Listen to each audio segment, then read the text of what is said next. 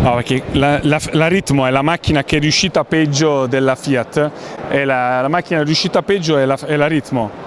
E non sta in strada, no, vabbè, questa si vede che sono dei bidoni, queste Ritmo qua sono, vabbè, sono anche tenute bene, sembrano, però sempre il Ritmo è. Oh, scusate, siete del gruppo? No.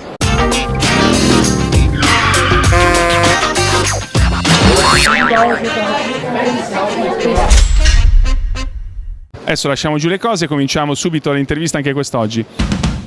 Dovessi fare l'apertura del servizio dicendo dove ci troviamo e benvenuti, e fare la solita tiritera che si fa con la televisione quando aprono il servizio. Allora, Automoto Retro, sì. Ho detto bene? Allora, sei, come ti chiami? Io sono. Ti sei incespicato? Rifacciamo. Ci troviamo a Torino, al Lingotto.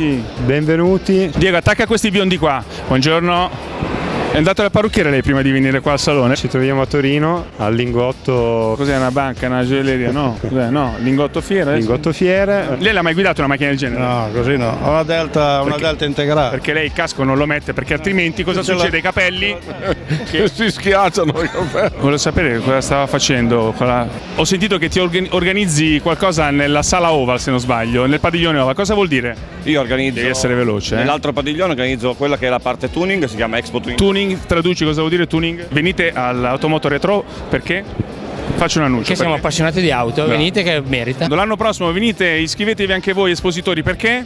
Perché bisogna farsi conoscere, bisogna espandere questo mercato. Basta così, stai esagerando. Esatto. Come stanno andando? Quest'anno come è andato il 2017? Bene, meglio dell'anno scorso. Piano piano sta crescendo. Sì, esatto. È un'azienda nuova, soprattutto in Europa. Basta, va bene, non è che ci interessa tanto, eh? Io sono di Biella. Qui è anche in tema lei con le autovetture.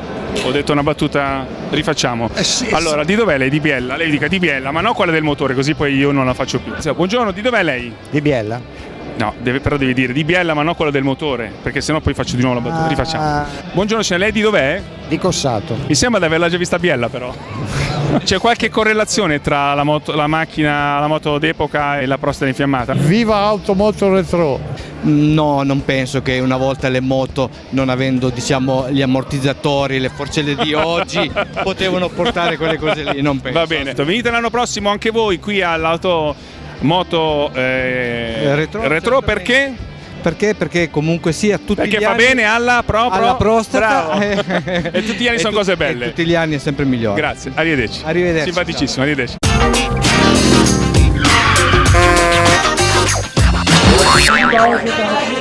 Ciao.